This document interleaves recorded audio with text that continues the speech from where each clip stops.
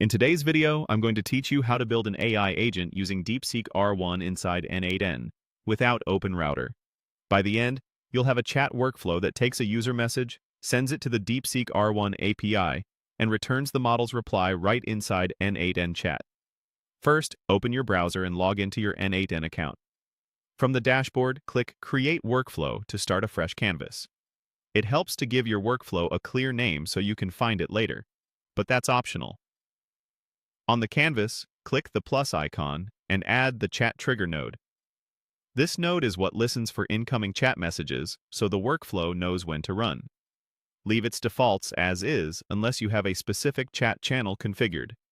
Click the plus icon again and add the HTTP request node. This is the bridge to DeepSeek. In this node, set the method to post because we're sending a JSON payload. In the URL field, paste the correct DeepSeek R1 API endpoint from the official docs for the R1 model. Under Authentication, select None, because we'll pass credentials through headers. Open the Headers section and add content type set to application/JSON.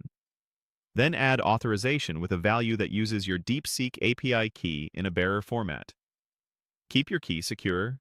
Consider using n8n credentials or environment variables instead of hardcoding. Set the body content type to JSON. In the JSON body, structure your request to include the model identifier and the user's message. For most OpenAI-compatible endpoints, that means a messages array with a user role and the message content mapped from the chat trigger.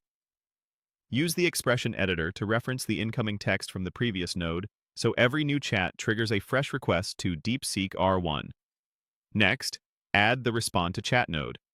Configure it to return the output from the HTTP request node.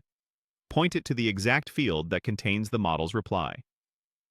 Depending on the API response shape, this might be something like the first choice's message content. If you're unsure, run a quick test and expand the HTTP node's output to confirm the path. Now connect the nodes in order. Chat trigger to HTTP request and HTTP request to respond to chat. Click Execute Workflow to test. Type a message in chat, and you should see a response flow back from DeepSeek R1. If you don't, double-check your endpoint, headers, and JSON mapping. When everything works, click Activate to make the agent live. If this video helped, please like, subscribe, and share. Thanks for watching.